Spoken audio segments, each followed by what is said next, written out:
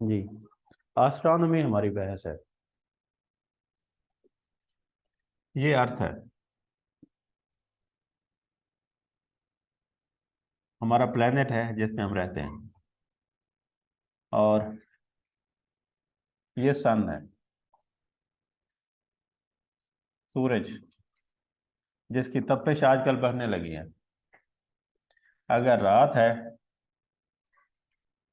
तो रात को चांद नमूदार हो जाता है, मून, लियोना।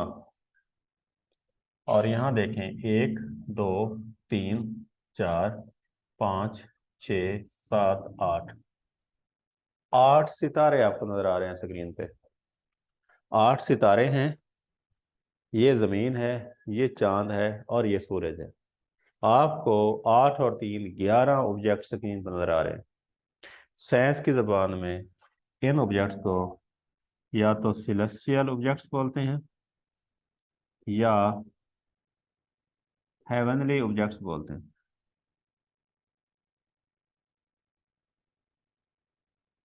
ये दो नाम इनके साइंस की किताबों में दर्ज हैं।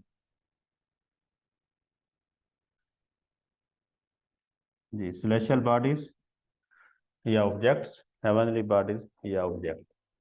अच्छा, और इनके दरमियान जो खाली जगह है, मीन इस जगह से लेकर इस जगह तक का जो फासला है, ये सिलेस्टियल ऑब्जेक्ट एक दूसरे के साथ मिले हुए नहीं है, एक दूसरे से दूर दूर वाक़ है। इनके दरमियान अच्छा खासा फासला है। मिसाल के तौर पर सूरज और ज़मीन और चांद के दरमियान देखें तो कितना फासला है यूनस? 3,84,000 किलोमीटर का फासला है। मीन ज़मीन से जो करीब तरीन दूसरा सेलेस्टियल ऑब्जेक्ट है, उसका फासला 3,84,000 किलोमीटर है। और जमीन और सूरज के दरमियान कितना फासला है? 15 करोड़ किलोमीटर फासला है। Mean 150 million kilometre. जमीन और सूरज एक दूसरे के पास पास नहीं है, बल्कि इनके दरमियान ह्यूज डिस्टेंस है। कितना फासला है? 15 करोड़ किलोमीटर। अगर मिलियंस में देखें तो 150 मिलियन किलोमीटर फासला है किसके दरमियान? अर्थ के दरमियान और सन के दरमियान। आइडिया बात समझ आ गया? और सन और करीब तरीन स्टार के दरमियान देखें तो ये फासला बहुत ज़्यादा है। ये कोई 4.25 नूरी साल के फासले पे है, लाइट ईयर के फासले पे है। इतना ह्यूज फासला है। अगर आप स्पीड ऑफ लाइट से ट्रेवल करें तो ज़मीन से सूर्य तक जाने में आपको लगेंगे 8 मिनट और 17 सेकंड। अगर ज़मीन से सूरज के अलावा और करीब तरीन स्टार की तरफ जाएं तो आपको 4.25 साल लगेंगे, फिर आप उस जगह पहुंचेंगे, अगर आप स्पीड ऑफ लाइट से जा रहे हैं। और स्पीड ऑफ लाइट से अगर आप मून की तरफ जाएं, चूंकि चांद हमसे 3,84,000 किलोमीटर के फासले पे है और speed of light 3 lakh kilometre पर सेकंड है, तो ज़मीन से आप 1.25 सेकंड पे चांद पे पहुंच जाएंगे और 1.25 सेकंड में वापस आ जाएंगे। 2.5 सेकंड में जाएंगे और 2.5 सेकंड में आप वापस आ जाएंगे। मीन चांद इतना करीब है। तो ज़मीन से सूरज कितना करीब है जी? 8 मिनट 17 सेकंड, अगर स्पीड ऑफ लाइट से जा रहे हैं तो। ज़मीन से सूरज के अलावा कोई और स्टार हो, उसकी तरफ जाए तो कितना टाइम लगेगा? 4.25 साल लगेंगे। ओके। अच्छा, ये एक आप लोगों को अंदाज़ा हो गया कि ये जो सेलेस्टियल ऑब्जेक्ट्स हैं ना, इनके दरमियान जो फासला है वो बहुत ज़्यादा है, और इनके दरमियान जो जगह है वो स्पेस कहलाती है। और जो स्पेस है वो किसी खाली जगह का नाम नहीं है, बल्कि स्पेस में भी या तो डस्ट है या गैसेज हैं। मीन दो चीज़ें इसमें पाई जा सकती हैं, एक स्पेस डस्ट है और दूसरा क्या है जी, मुख्तलिफ गैसेज के झुंड हैं जी, स्पेस डस्ट और गैसेज। अच्छा, दोबारा सुने। आप ज़मीन से ऊपर देखें, या तो आपको सेलेस्टियल ऑब्जेक्ट नज़र आते हैं या डस्ट और गैसेज नज़र आती हैं। ओके, और एक और चीज़ भी नज़र आती है कि जितने भी स्टार्स हैं या सूरज है उनसे लाइट और हीट निकल रही है। तो इस खाली जगह में, मीन स्पेस में, दूसरी चीज़ क्या है जी, हीट और लाइट है जी। मीन अगर आप अपने आसपास देखें, अर्थ के एनवायरनमेंट से बाहर निकल के देखें, तो या तो आपको सेलेस्टियल ऑब्जेक्ट नजर आएंगे या उनके दरमियान डस्ट और गैस नजर आएगी या उनके दरमियान हीट और लाइट नजर आएगी। मीन आपको तीन किस्म की चीज़ से वास्ता पड़ेगा, या सेलेस्टियल ऑब्जेक्ट्स या डस्ट और गैसेस या हीट और लाइट। ओके, और सेलेस्टियल सेलेस्टियल ऑब्जेक्ट्स और हीट और लाइट, ये चीज़ें, मतलब एक चीज़ आप गिने, नंबर वन पे आप अगर रखते हैं सेलेस्टियल ऑब्जेक्ट को, दूसरे नंबर पर रखते हैं डस्ट को, तीसरे नंबर पर रखते हैं गैसेस को, तो इनको मिला के ये तीनों चीज़ें चूँकि मैटर हैं, वजूद रखती हैं, मैस रखती हैं और वॉल्यूम रखती हैं, हर वो चीज़ जो जगह घेरे और उसका कुछ ना कुछ मैस हो उसे हम मैटर बोलते हैं। ये मैटर है। इस कमरे में जितने ऑब्जेक्ट्स पड़े हैं ये क्या हैं जी, मैटर हैं। और हीट और लाइट को, ये क्या है जी, एनर्जी की फॉर्म है। तो अगर आप अपने आसपास देखें तो या तो आपको मैटर नज़र आता है या एनर्जी नज़र आती है, ऐसे ही है ना। तो आप जहाँ भी ज़मीन के किनारों से निकल के आप चांद पे पहुँच जाएं, चांद से होते हुए सूरज पे पहुँच जाएं, सूरज से होते हुए किसी और सितारे की तरफ चले जाएं, उससे आगे चले जाएं, जितना भी आप सफ़र करेंगे आपको ये दो चीज़ें नजर आएंगी इनमें, या मैटर या एनर्जी। ऐसे ही है ना, और तो कोई तीसरी चीज़ है ही नहीं ना मैटर और एनर्जी के अलावा।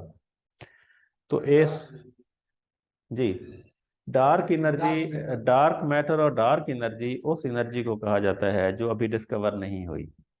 मतलब वो यूनिवर्स में वो मैटर जो मौजूद है हम उसे डिस्कवर नहीं कर सके, वो डार्क मैटर कहलाएगा। अगर एनर्जी मौजूद है तो हम उसे अभी तक ऑब्जर्व नहीं कर पाए, एक्सपेरिमेंट नहीं कर पाए। बड़ा खूबसूरत सवाल है आपका। वो चीज़ क्या है, वो भी तो एनर्जी की किस्म है ना, जो अभी हमने डिस्कवर नहीं किया, हमने उसे डार्क एनर्जी कह दिया। वो मैटर भी तो मैटर ही है ना, भले नहीं डिस्कवर हुआ लेकिन डार्क है, इंसानी आंखों से ओझल है, लेकिन है तो मैटर ही। तो जहां भी जाएंगे या मैटर होगा या एनर्जी होगा। हो सकता है कि फ्यूचर के किसी वक्त हमारी टेक्नोलॉजी इतनी अपग्रेड हो जाए कि उसे हम डिस्कवर कर लें। 200 साल पीछे जाएं तो हो सकता है कि एनर्जी भी इस तरह अंडरस्टैंडेबल ना हो जितनी आजकल है। ये चीज़ है। वापस आते हैं। तो वापस मैं अपनी बात पे आता हूँ। सेलेस्टियल ऑब्जेक्ट्स, डस्ट गैस और एनर्जी, इन्हें हम बोलते हैं जी सारों को मिला के यूनिवर्स, कायनात। या अगर मैं सिंपलीफाई करूं तो जितना भी मैटर है और जितनी भी एनर्जी है उससे हम कलेक्टिवली क्या बोलते हैं, universe. All of the matter and all of the energy, या sum total of matter and sum total of energy is known as universe. Okay, यहाँ तक अब आइडिया हो गया। अब याद रहे, तीसरी डेफिनेशन की तरफ हूँ यूनिवर्स की। एक डेफिनेशन तो ये है, सम total of all the celestial objects, all the dust and gases among them, and all the energy, mean heat or light among them is collectively known as universe. दूसरी definition क्या थी, all the matter and all the energy या sum total of energy and sum total of matter is known as universe. और तीसरी definition भी है, क्या जो कुछ है या जो कुछ था वो यूनिवर्स है। एवरीथिंग दैट एग्जिस्ट और had existed is known as universe. Idea हो गया। लिखने में ना पड़े, ये सारा कुछ नोट्स में आपके पास अवेलेबल है। आप एडमिन से, आज आपका डे 1 है, एडमिन से पूरा एक फोल्डर लेते जाएंगे आप लोग। जी, यहाँ उन्हीं पॉइंट्स को डिस्कस करें जो आपको समझने हैं। ये बुलेट फॉर्म में जो नोट्स ले रहे हैं ऑलरेडी बुलेट फॉर्म में भी हैं, लॉन्ग फॉर्म में भी नोट्स आपको इदारा प्रोवाइड करता है। जी, उस चीज़ को नोट करें जो आपने आंसर करना हो, उस नुक्ते को नोट करने हैं ताकि हम उस पर बहस करें। बस वापस आते हैं। और जो स्टडी है यूनिवर्स की, साइंटिफिक स्टडी ऑफ यूनिवर्स, उसे हम बोलते हैं जी एस्ट्रोनॉमी।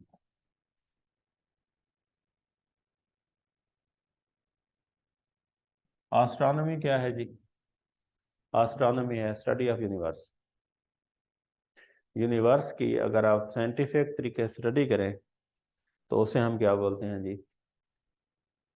जी एस्ट्रोनॉमी। अब एस्ट्रोनॉमी के कुछ सब एस्पेक्ट्स हैं, जैसा कि एक सब एस्पेक्ट है जी कॉस्मोलॉजी। ये जो कॉस्मोलॉजी है सब एस्पेक्ट है किसका?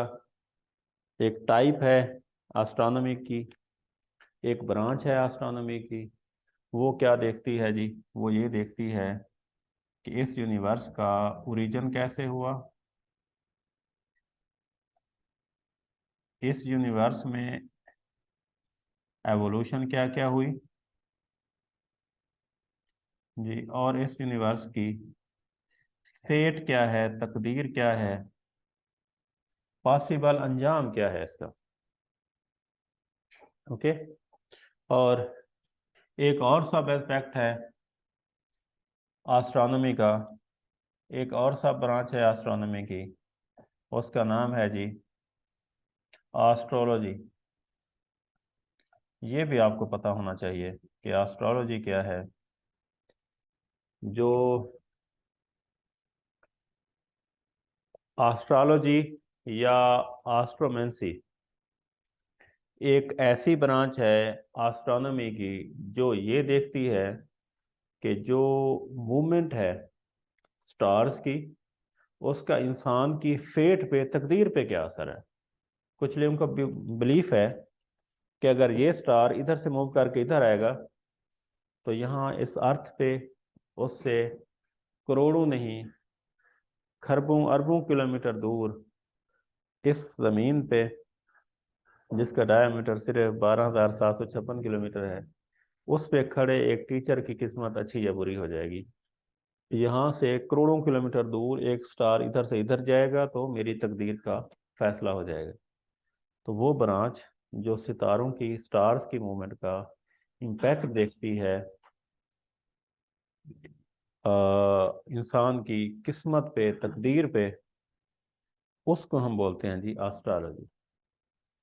इसके में कितनी सदाकत है, क्या वाकई स्टार्स की मूवमेंट हमारी किस्मत मुतय्यन कर सकती है, ये हमने अगले 2 दिन एस्ट्रोनॉमी पढ़नी है। उसमें हम इसे देखेंगे कि वाकई ऐसा है या नहीं है। यहाँ तक आप लोगों के हैं क्लियर है यहाँ तक?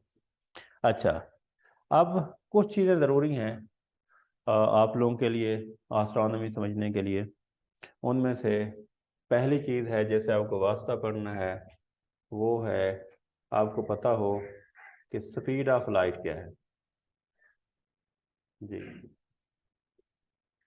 लाइट कैसे मूव करती है? लाइट की स्पीड है 3 लाख किलोमीटर जी पर सेकंड। ये स्पीड ऑफ लाइट है, ये आपको पता हो क्योंकि आगे इसने बार बार इस्तेमाल होना है। ओके।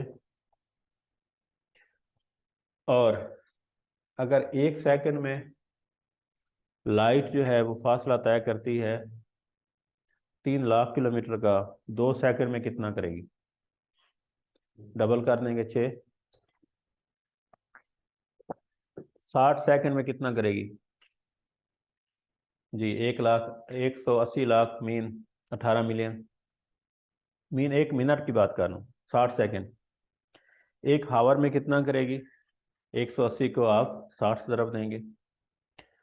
1 हावर में कितना करेगी? 1 दिन में कितना करेगी? और 365 दिन में कितना फासला तय करेगी लाइट? 365 डेज मीन 1 ईयर में कितना फासला तय करेगी? 1 ईयर में जो लाइट ट्रेवलिंग करती है वो डिस्टेंस है 9.46 ट्रिलियन किलोमीटर। जी 909.46 trillion kilometre.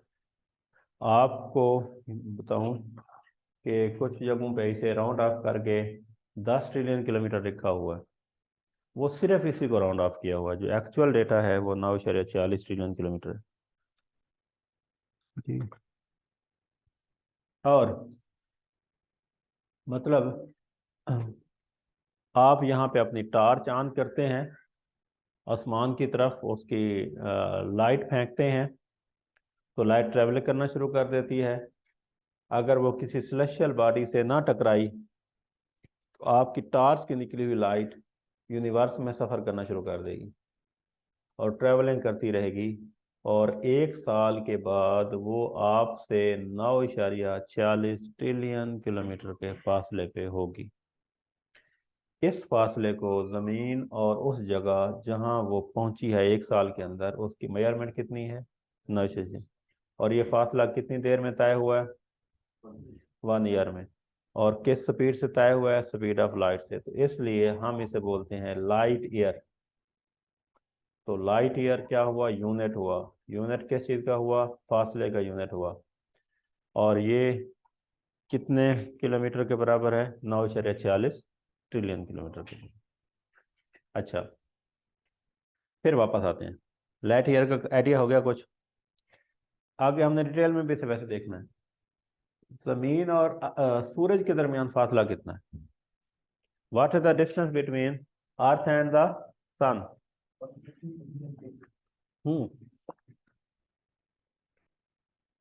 150 kilometre, 150 million kilometre mean 15 crore kilometre.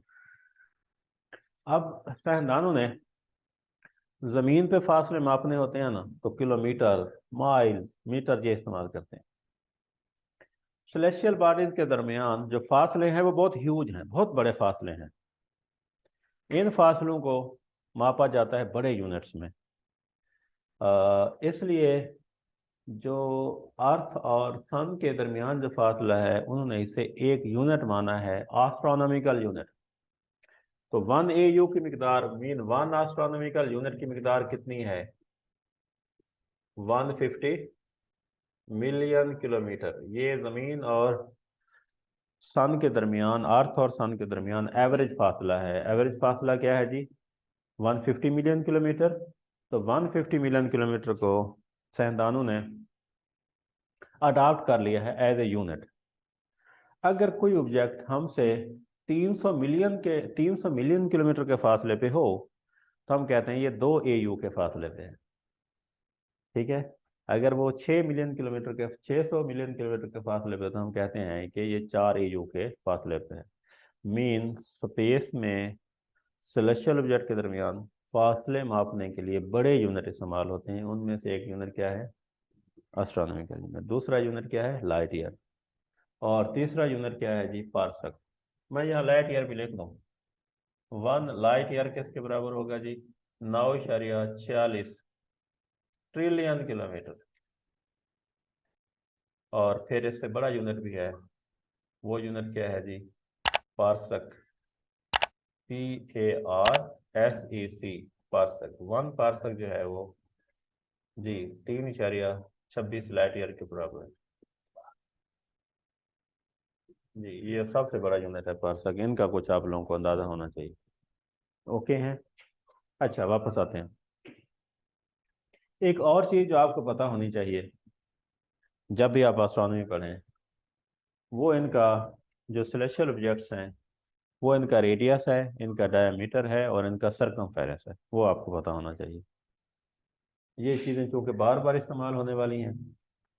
Suppose करें ये एक सेलेशियल ऑब्जेक्ट है, इसके सेंटर से किनारे तक का जो फासला है ये वाला, ये रेडियस आर कहलाता है जी।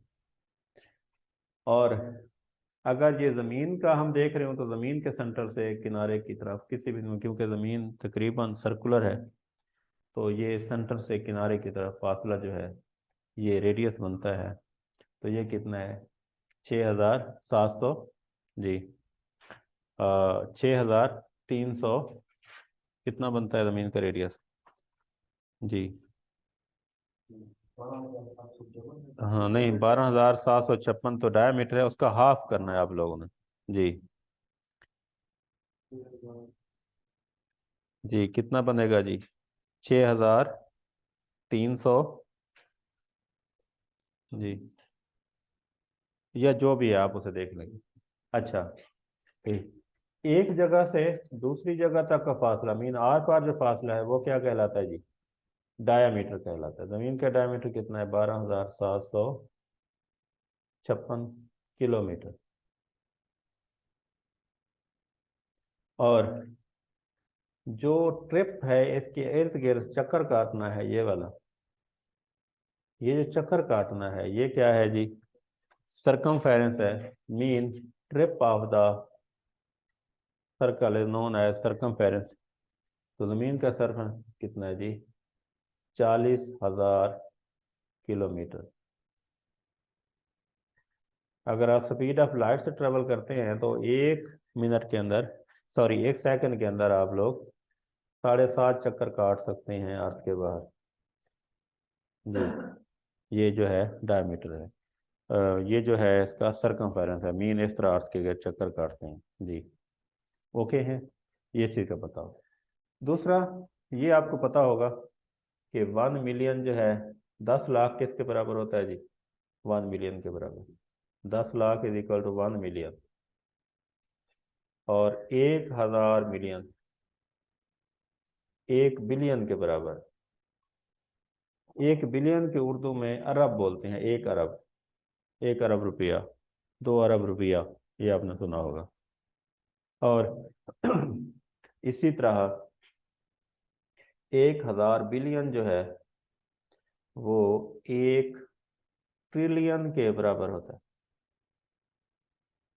आप खुद अंदाजा कर लें, जब हमने कहा कि लाइट 1 साल के अंदर 9,46 ट्रिलियन किलोमीटर का फासला तय करती है, तो आप अंदाजा कर लें कितना ह्यूज फासला है ये इन बेसिक चीज़ों का आपको पता हो तो हम आगे बढ़ते हैं। यहाँ तक ओके हैं, क्लियर है। डील करती है कॉस्मोलॉजी किन तीन चीज़ों को, origin of universe, evolution of universe और फेट ऑफ यूनिवर्स। ओके, अब ओरिजिन ऑफ यूनिवर्स कैसे हुई, अब सवाल है ओरिजिन ऑफ यूनिवर्स कैसे हुई। मीन ये सेलेस्टियल ऑब्जेक्ट कैसे बने, इनके दरमियान डस्ट और गैस कहाँ से आ गई, और एनर्जी कहाँ से आ गई। दूसरे शब्दों में मैं यूँ कह दूँ कि मैटर और एनर्जी कैसे आया इस अर्थ पे या इस यूनिवर्स के अंदर। सूरज चांद सितारे कैसे बन गए। अर्थ क्या शुरू से ऐसे थी, ये बाद में बनी है तो कैसे बनी है। हमारा सूरज क्या अजल से ही इसी तरह चमक दमक रहा है या बाद में बना है तो किस प्रोसेस से बना है। तो इसको कौन देखेगा, cosmology, origin of universe. Okay, idea हो गया कि हम किधर जा रहे हैं। इसके बारे में बड़ी टामक-टोयां मारी जाती रहीं, बड़े साइंसदानों ने काम किया। तो एक प्रीस्ट है, अली मायर उसका नाम है, 1920s में उसने एक मॉडल दिया, एक थ्योरी दिया जो वजाहत करता है कि हमारी जो यूनिवर्स है वो एक सिंगुलैरिटी से वजूद में आ गया है। और इस मॉडल को बाद में आने वाले लोगों ने नाम दिया बिग बैंग थ्योरी का। तो यूनिवर्स के लिए जो काबिल एतमाद या साइंटिफिक बुनियादों पे पूरा आने वाला मॉडल है ओरिजिन ऑफ यूनिवर्स के हवाले से, उस मॉडल का नाम है द बिग बैंग थ्योरी। और ये थ्योरी जॉर्ज लीमायर ने दी है, 1920 में दी है। इस थ्योरी का जो क्रक्स है, जो की पॉइंट है, वो ये है कि अर्थ जो है, जो प्लैनेट्स जो हैं, जो स्टार्स हैं, या जो कुछ भी सेलेस्टियल ऑब्जेक्ट हैं, सारे के सारे एक वक्त था नहीं थे। एक जितना भी मैटर है, जितनी भी एनर्जी है, एक सिंगुलैरिटी में, एक यूं कह दें एक छोटे से जर्रे में कैद थी।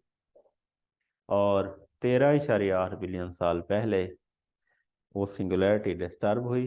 क्यों डिस्टर्ब हुई पता नहीं, किसी अननोन फोर्स ने उसे डिस्टर्ब किया। जो मैटर और जो एनर्जी उस नुक्ते में कैद थी, और उसका साइज जो था मिलीमीटर्स में था, वो बिखरा, और उस मैटर से सूरज, चांद, सितारे और पूरे सेलेस्टियल ऑब्जेक्ट्स बन गए। मीन जितना भी ये आपको आसपास मैटर नजर आ रहा है, ये सारे का सारा जो है वो सिंगुलैरिटी में था, और वहां से निकल के पूरी जो है ना कायनात बन गई। मीन हर तरफ ये कहकशाएं बन गई, जिसे हम बोलते हैं कि सोलर सिस्टम्स बन गए, जिसे हम कह दें कि गैलेक्सीज बन गई, और बड़े बड़े ऑब्जेक्ट्स बन गए, एस्टेरॉयड, मेटेओराइड, सारे उससे बन गए। ये मेन नुक्ता है। मीन तो इस तरह हमारे यूनिवर्स की जो एज है वो क्या हुई, 13.8 बिलियन ईयर। हमारी अर्थ बहुत बाद में वजूद में आई। हमारी यूनिवर्स कब वजूद में आई थी नौजवानों? 13.8 बिलियन साल पहले ये हमारी यूनिवर्स वजूद में आई है। कैसे आई है? सिंगुलैरिटी से वजूद में आई है। सिंगुलैरिटी क्या है जी? एक ऐसा ऑब्जेक्ट है जिसका डायामीटर मिलीमीटर्स में है, इतना स्मॉलर है कि मेरी दो उंगलियों के दरमियान आ जाए, और उसके अंदर इतना टाइटली पैक्ड था सारे का सारा मैटर और सारी की सारी एनर्जी, और वो सारी की सारी एनर्जी बाहर आ गई, और उससे सूरज, चांद, सितारे और हमारे यूनिवर्स के सारे सेलेस्टियल ऑब्जेक्ट बन गए, और उससे हमारी सारी कायनात बन गई। ओके। और जो एनर्जी थी वो आसपास फैल गई। कैसे? इसके लिए ज़रा स्क्रीन पे देखिए जी। जितना भी मैटर है और जितनी भी एनर्जी इसी के अंदर है ना, किसी अननोन फोर्स ने इसे क्या किया, डिस्टर्ब किया। कब किया? 13.8 बिलियन साल पहले ये डिस्टर्ब हुई, मैटर बाहर निकल गया सारा। और मैटर किस फॉर्म में था जो बाहर निकला? इलेक्ट्रॉन, प्रोटॉन और न्यूट्रॉन में। चंद मिनट के अंदर अंदर हर तरफ इलेक्ट्रॉन, प्रोटॉन, न्यूट्रॉन के क्लाउड्स बन गए जी, छा गए क्लाउड सारे। ओके। अच्छा, अब जो इलेक्ट्रॉन है उसके ऊपर मंफी चार्ज है, जो प्रोटॉन है उसके ऊपर मस्बा चार्ज है, जो न्यूट्रॉन है उसके ऊपर कोई चार्ज नहीं है, न्यूट्रल है। तो अपोजिट चार्ज चूंकि एक दूसरे को कशिश करते हैं, तो इलेक्ट्रॉन और प्रोटॉन एक दूसरे को कशिश किया। इलेक्ट्रॉन, प्रोटॉन मरकज़े के अंदर, और न्यूट्रॉन जो है वो इसके गिर्द चक्कर काटने लगा। मीन एक इलेक्ट्रॉन और एक प्रोटॉन आपस में कंबाइन हो गए। इनकी कॉम्बिनेशन से दुनिया का पहला और सिंपलेस्ट एटम वजूद में आ गया। ऐसा एटम जिसमें सिर्फ एक प्रोटॉन हो, हम उसे बोलते हैं हाइड्रोजन। तो थोड़ी देर में जहाँ इलेक्ट्रॉन, प्रोटॉन, न्यूट्रॉन के क्लाउड थे, वो सारे के सारे किस में कन्वर्ट हो गए जी? हाइड्रोजन। तो हाइड्रोजन गैस बन गई। चंद ही लम्हों के अंदर हाइड्रोजन गैस बन गई, और हर तरफ हाइड्रोजन के क्लाउड, बादल छा गए। और चूंकि ये यहाँ से सिंगुलैरिटी से ये चीज़ें निकल रही थी, ये अपने मरकज़ ये था तो इससे दूर जा रही थी, तो जो हाइड्रोजन के क्लाउड थे वो इधर वाले इधर और इधर वाले इधर, तो इस तरह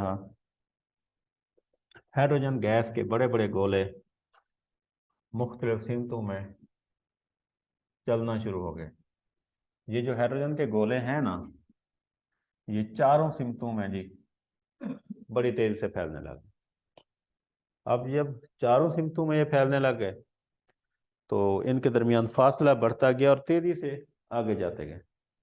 और इनका डायमीटर कितना था नौजवानों, आप हैरान रह जाओगे। इन हाइड्रोजन के जो गोले थे, जो बॉल थे हाइड्रोजन के, इनका जो डायमीटर था वो लाखों किलोमीटर था। कुछ तो ऐसे थे जिनका डायमीटर 50 लाख किलोमीटर था। कुछ ऐसे भी थे जिनका डायमीटर 35 से 40 लाख किलोमीटर था। इतना वसी थे। इवन अपना सूर्य देखें, 14 लाख किलोमीटर उसका डायमीटर है। अर्थ का 12,756 है।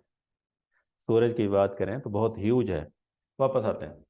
जब बहुत ज़्यादा यूनस टेम्परेचर था यहाँ पे, जहूर, अमीर तैमूर, जब बहुत ज़्यादा यहाँ पे टेम्परेचर था, बहुत ज़्यादा जो सॉरी डायमीटर था, तो इनका जो मरकज़ा था उसके अंदर बहुत ज़्यादा प्रेशर क्रिएट हो गया। आप देखते हैं सतह समंदर पे प्रेशर 1 बार है, 1 बार प्रेशर है, या 760 mm मरकरी आप मापते हैं प्रेशर को। जिस कमरे में बैठे हैं तो इसका प्रेशर भी तकरीबन 1 बार होना है, जिस जगह पर मैं बैठ के ये क्लास पढ़ने। तो यहाँ पे इसके मरकजे में, इस गोले के मरकजे में जो प्रेशर था, क्योंकि डायमीटर बहुत ज़्यादा था, मरकजे के अंदर बहुत ज़्यादा प्रेशर जनरेट हुआ। और ये प्रेशर था बिलियन बार्स का प्रेशर था। मीन बहुत ज़्यादा प्रेशर था, इमेंस प्रेशर था। कहाँ इस कमरे का 1 बार प्रेशर, और कहाँ ये इससे बिलियंस टाइम ज़्यादा प्रेशर। ओके, पॉइंट समझ आया। अर्थ की सरफेस पे खड़े हैं तो 1 बार प्रेशर है। अर्थ के कोर में चले जाएं तो 35 लाख बार प्रेशर है। सूरज की सरफेस पे खड़े हैं तो 1 बार प्रेशर है। सूरज के मरकजे में चले जाएं तो बिलियंस बार प्रेशर है। दबाव, दबाव मतलब गैसेस एक दूसरे पे, गैस के मालिक्यूल, इसने इस पे दबाव डाला, इसने उस पे दबाव डाला, उस पे, इधर वालों ने इधर, तो जो एटम सेंटर में आ गया उन पे बहुत ज़्यादा प्रेशर क्रिएट हो गया। मीन आप मरकजे में हैं तो चारों एटम, चारों तरफ से आप पे प्रेशर आ रहा है। साइड पे होते जा रहे हैं तो किनारे पे आ गए हैं तो प्रेशर सिर्फ हवा का है। ये चीज़ है। अगर इसी ज़मीन के अंदर आप गड्ढा खोद के जाना शुरू कर दें तो दाएं बाएं की दीवारों से प्रेशर आना शुरू हो जाएगी। ये चीज़ है। अच्छा, तो वो बढ़ता बढ़ता जब आप 6,328 किलोमीटर अंदर जाएंगे तो वो 35 लाख बार प्रेशर आप पे पड़ रहा होगा। और 35 लाख के प्रेशर पे आपका जिस्म तो जिस्म नहीं रहेगा। अगर आप लोहे की शील्डें पहन के गए हैं तो वो भी पिघल के पानी हो जाएंगी, इस प्रेशर को भी नहीं बर्दाश्त कर सकेंगे। तो हुआ क्या, जब ये बिलियन बार का प्रेशर हुआ ना यहाँ पे, तो हाइड्रोजन के एटम जो हैं उनका प्रोटॉन अलग हो गया, न्यूट्रॉन अलग हो गया प्रेशर की वजह से। अगर मैटर इस हालत में हो कि प्रोटॉन और इलेक्ट्रॉन एक दूसरे से अलग हो जाएं तो मैटर की उस स्टेट को हम प्लाज्मा बोलते हैं। आपको पता है ना कि इस अर्थ के ऊपर मैटर 3 हालतों में मौजूद है। सॉलिड, एटम एक दूसरे में फंसे हुए हों तो सॉलिड है। एटम एक दूसरे के फासले पे हैं और फ्री मूव कर सकते हैं तो लिक्विड है, जैसे पानी। अगर बहुत ज़्यादा फासले पे हैं तो हवा, एयर, गैस। अगर एटम टूट चुके हैं और उनके इलेक्ट्रॉन प्रोटॉन अलग अलग बह रहे हैं, मूव कर रहे हैं, तो उस हालत को हम बोलते हैं प्लाज्मा। जी, एटम एक दूसरे में फंसे हुए हैं, फ्रीली मूव नहीं कर सकते तो ये सॉलिड है। अगर इतना प्रेशर पड़ा है कि ये बेचारे टूट के, इनके इलेक्ट्रॉन कहीं बिखर गए, प्रोटॉन कहीं चले गए, न्यूट्रॉन कहीं चले गए, तो उस हालत को हम कहते हैं प्लाज्मा। अर्थ पे प्लाज्मा नहीं है क्योंकि प्लाज्मा बनने के लिए बिलियन बार का प्रेशर चाहिए होता है। अर्थ पे सिर्फ 3 हालतों में है, चाहे कोर में क्यों ना चले जाए। 35 लाख बार प्रेशर इतना ज़्यादा नहीं है कि एटम टूट जाए, बहुत थोड़ा है। अच्छा, वापस आते हैं। अब हुआ क्या, इलेक्ट्रॉन अलग, प्रोटॉन अलग, न्यूट्रॉन अलग। इलेक्ट्रॉन के अंदर क्या है जी, नेगेटिव चार्ज। प्रोटॉन के अंदर क्या है, पॉजिटिव चार्ज। अब की बार प्रेशर चूंकि ज़्यादा था तो 2 इलेक्ट्रॉन और दो प्रोटॉन आपस में मिलके इन्होंने एक बड़ा एटम बना लिया। इस एटम में कितने प्रोटॉन थे जी? दो। इलेक्ट्रॉन कितने थे जी? दो। हाइड्रोजन में कितने प्रोटॉन थे? एक। इलेक्ट्रॉन एक। तो इसका मतलब ये हुआ कि ये हाइड्रोजन से बड़ा एटम है, दो प्रोटॉन वाला है। तो इसको, जिसमें दो प्रोटॉन हूँ, हम उसे नाम देते हैं हीलियम का। तो सिंपली मैं यूँ कह दूँ, एक हाइड्रोजन मिला दूसरे हाइड्रोजन से, और ये नई जो चीज़ बनी, नया एटम जो बना, वो क्या बना? हीलियम का एटम बना। मतलब ये हुआ कि हाइड्रोजन के जो बाल थे, हाइड्रोजन कन्वर्ट होना शुरू हो गई प्रेशर के ज़रिए असर हीलियम में। और जब भी कोई दो बड़े एटम छोटे एटम में कन्वर्ट हो या छोटे एटम बड़े में कन्वर्ट हो तो एनर्जी रिलीज होती है। अगर छोटे एटम बड़े एटम में रिलीज हो तो इस प्रोसेस को हम बोलते हैं फ्यूजन, मिलाप, फ्यूजन। तो क्या हुआ? फ्यूजन शुरू हो गई और नतीजे में क्या बना? हीलियम। इस प्रोसेस के नीचे नतीजे में बहुत ज़्यादा एनर्जी रिलीज हुई। एनर्जी किस फॉर्म में रिलीज हुई? हीट और लाइट में। हीट और लाइट कोर से किनारों पे आई और इन गोलों से बाहर बहने लग गई। इससे इनका आसपास का एरिया रोशन हो गया और क्या हो गया? गर्म हो गया। तो हमने इसे नाम दे दिया स्टार्स का। तो सूरज हमारा जो है उनमें से एक है, स्टार है। तो बिग बैंग ये वजाहत करती है कि सिंगुलैरिटी से गोले बने, गोलों से स्टार्स बन गए, तो स्टार वजूद में आ गए। इस तरह सिंगुलैरिटी सिंगुलैरिटी से हाइड्रोजन के बाल बने हैं। हाइड्रोजन के बाल्स के अंदर प्रेशर की वजह से मैटर प्लाज्मा में कन्वर्ट हुआ, प्लाज्मा से फ्यूजन शुरू हुई और फिर क्या बन गया? हीलियम। मतलब हाइड्रोजन कन्वर्ट होना शुरू हो गई हीलियम में। और एक वक्त ऐसा आएगा कि सारी की सारी हीलियम हाइड्रोजन में कन्वर्ट हो जाएगी और फर्दर कन्वर्जन के लिए कुछ नहीं होगा। तो जो ईंधन है वो ख़त्म हो जाएगा और जो स्टार्स हैं वो डेड हो जाएंगे। डेड हो जाएंगे तो उनका जो वॉल्यूम है इतना ज़्यादा, 14 लाख किलोमीटर है। अगर हमारे सूरज का जो ईंधन है वो ख़त्म हो जाए तो इसका डायमीटर सिकुड़ के सिर्फ 6 किलोमीटर रह जाएगा। जब 6 किलोमीटर डायमीटर रह जाएगा, 14 लाख किलोमीटर से कम होकर 6 किलोमीटर रह जाएगा, सिर्फ छः, सिक्स। होगा क्या? ग्रेविटी बहुत ज़्यादा बढ़ जाएगी, आसपास के ऑब्जेक्ट इसके अंदर पैक हो जाएंगे और ये पैक होके किसी ब्लैक होल में गिर जाएंगे। अब ब्लैक होल क्या है? स्टार तीन तरह के हैं। एक है जो स्मॉलर स्टार है, जिनका डायमीटर थोड़ा है, 4 से 5 लाख किलोमीटर। दूसरे हैं जो दरमियाने दर्जे के स्टार हैं, 10 से 30-35 लाख किलोमीटर उनका डायमीटर है। जैसे हमारा सूरज है, दरमियाने दर्जे का स्टार है। एक है मैसिव स्टार, जिनका डायमीटर 50 लाख किलोमीटर है, मीन 5 मिलियन किलोमीटर से ज़्यादा है जिनका डायमीटर। ये बहुत बड़े हैं। जब इनकी ईंधन ख़त्म होती है तो इनके अंदर जो है, यूं कहते हैं कि वॉल्यूम बहुत ज़्यादा है। जब ये स्क्वीज होते हैं तो उनका डायमीटर चंद मीटर रह जाता है, वो मीन बहुत थोड़ा रह जाता है। और ग्रेविटी बहुत ज़्यादा बढ़ जाती है। जब ग्रेविटी बहुत ज़्यादा बढ़ जाती है तो ये कन्वर्ट हो जाती है, ये ग्रेविटी बहुत ज़्यादा बढ़ जाती है तो ये आसपास के स्टार्स को भी अट्रैक्ट कर लेते हैं। अगर इनकी तरफ लाइट इनके करीब जा रही हो उससे भी ये बैंड करके अपने अंदर ऑब्जर्व कर लेते हैं। और जो डेड स्टार्स हैं उन्हें भी अपने अंदर ऑब्जर्व कर लेते हैं। तो डेड मैसिव स्टार जिसका यूं कहते हैं ग्रेविटेशनल पुल पावर बहुत ज़्यादा बढ़ चुकी है, उसे हम ब्लैक होल बोलते हैं। ब्लैक होल असल में डस्टबिन ऑफ द यूनिवर्स हैं कि जो भी हमारा स्टार डेड होता है वो इनके अंदर पैक हो जाता है। और फिर डेड होल में, ब्लैक होल में जो डेड स्टार चले गए, मैटर चला गया, उसका क्या होगा, इसे हम बाद में डिस्कस करेंगे। ओके, वापस आते हैं जी। याद रहे, अगर दो छोटे एटम मिलके बड़ा एटम बना लें उसे हम बोलते हैं फ्यूजन। और अगर एक बड़ा एटम टूटे और कई छोटे एटम वजूद में आ जाएं तो उस प्रोसेस को हम बोलते हैं फिशन। ये दो प्रोसेस बड़े मशहूर हैं, एक फ्यूजन का और दूसरा फिशन का। और दोनों हालतों में चाहे फिशन हो रही हो या चाहे फ्यूजन हो रही है, एनर्जी रिलीज होती है। और जो फ्यूजन रिएक्शन है जो फ्यूजन रिएक्शन है ये कहाँ पे हो रहा है जी? स्टार्स के अंदर।